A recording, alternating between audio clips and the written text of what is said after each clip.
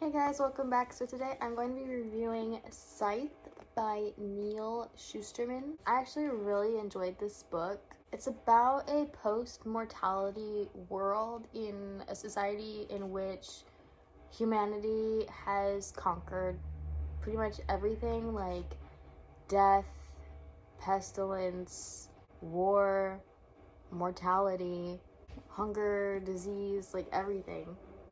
Everyone is able to live forever with no suffering.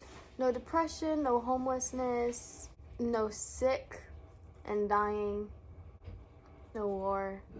It's basically almost peace on earth, practically.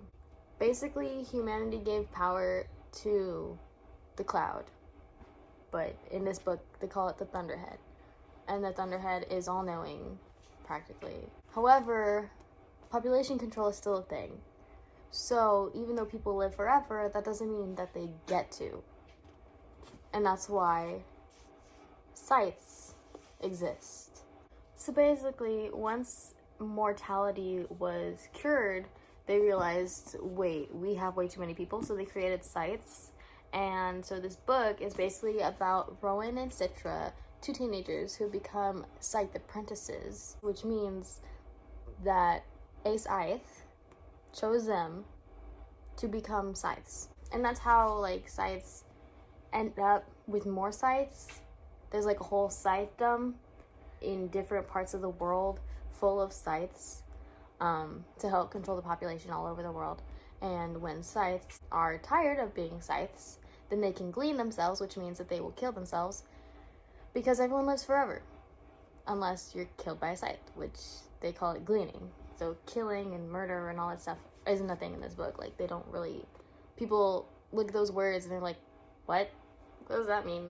There are more scythe apprentices than just Rowan and Citra, but those are the only two main characters in this book that are apprentices to the same scythe. So basically it just goes about their apprenticeship, learning how to be a scythe and taking tests in order to become a scythe. And if you fail the test, either you get to go home, like most apprentices, or if you're Rowan and Citra, there's a little bit of a twist in there. So there were some boring parts to the book, but for the most part, it was pretty fast-paced, a pretty good, easy read. If I had a better attention span, then I probably could have finished it in just less than a week, but I don't. But it's pretty good. It starts off right in the action. We meet Citra in chapter 1, and I think we meet Rowan in chapter 2, and then chapter 3 is when they get apprenticed. So it starts out pretty quick, right off the bat. It has really good action sequences. There's a couple scenes that are really cool. There are a couple twists in there. Overall, it's a really good book. Highly recommend it. The only thing that I really did not enjoy was the fact that there is a little bit hint of a romance between Rowan and Citra. Okay, it's not really a hint. It's kind of blatantly there, but it's very unnecessary. I feel like this book could have thrived without it. They could have just been friends and it would have been perfectly fine, but then they had to throw in little crushes in there, and it's why? You don't need it to be a good book. So that was kind of annoying, and I've heard that a lot of people actually found that kind of annoying. But other than that little thing, this is a really good book, and I highly recommend it. It's pretty action-packed and also a little tiny bit gory. I mean, they are scythes, so they do glean people, aka kill them. So just be aware of that. So that was a spoiler-free review, and now we're going to the spoiler-filled review. So if you don't want spoilers, just stop watching the video. Personally, I really enjoyed this book, but I only gave it 4 out of 5 stars on Goodreads because, I don't know, it just didn't keep my attention the whole time. It was some of it was kind of boring, and I really did not like the romance between Citra and Rowan. I thought that was really stupid and unnecessary.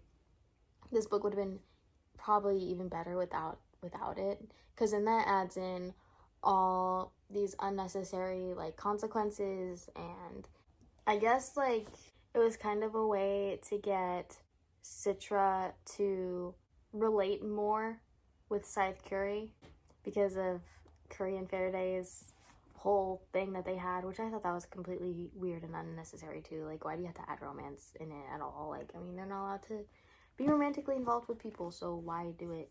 I did worry a bit for Rowan. I thought that Goddard was gonna completely like change him as who he was. When he used the thing to turn off the nanites, I thought he was gonna turn off Rowan's emotions, or at least make him more susceptible to Goddard's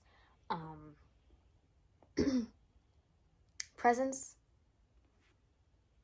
So that way Rowan would develop his ideologies easier.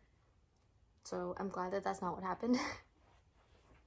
But what did happen was pretty fucking badass, with Rowan going all crazy and killing everybody and shit.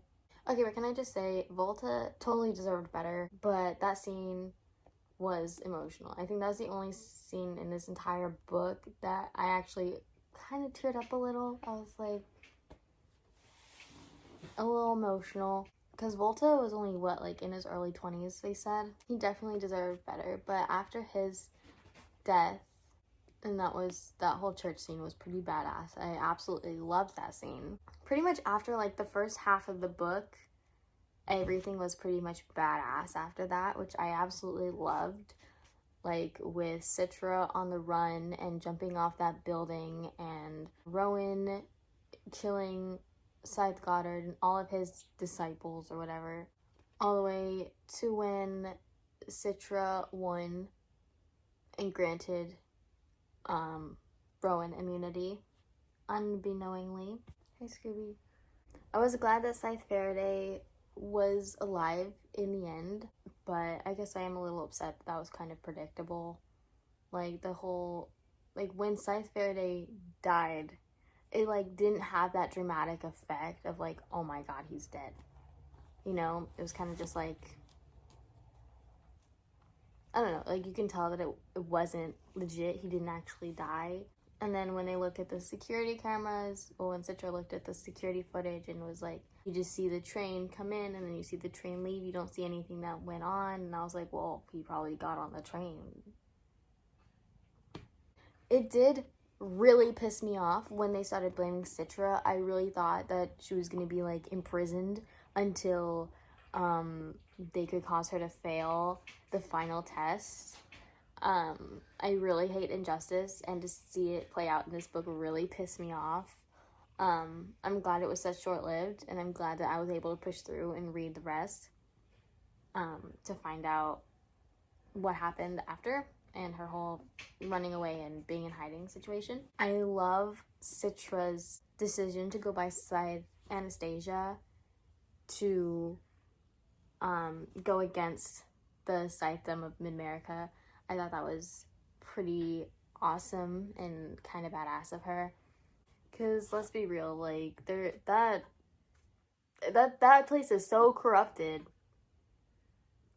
And like when Citra and Rowan, after Faraday died, and Citra and Rowan were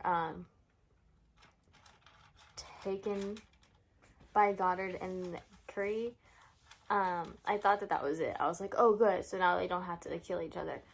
But I was wrong. That was like a breath of fresh air right before like a big wind gust or some shit. So her decision to go by Scythe Anastasia was pretty cool after that whole situation. And I love that even though Rowan didn't win, people are still calling him Scythe Lucifer, because he's going around and killing scythes that are on the wrong side of the Scythedom, I guess you could say. That's pretty awesome. That's pretty badass. I love that. I love Scythe Lucifer. And next, of course, I have to read the next book. Book number 2. I really, really hope that they don't make Citra kill Rowan after his immunity is up. I really hope that they figure out a way to get past that, and that Rowan succeeds in killing all of the corrupted scythes in the Scythedom. But I have a feeling that this book is going to have a lot more to do with the Thunderhead. It's just a hunch.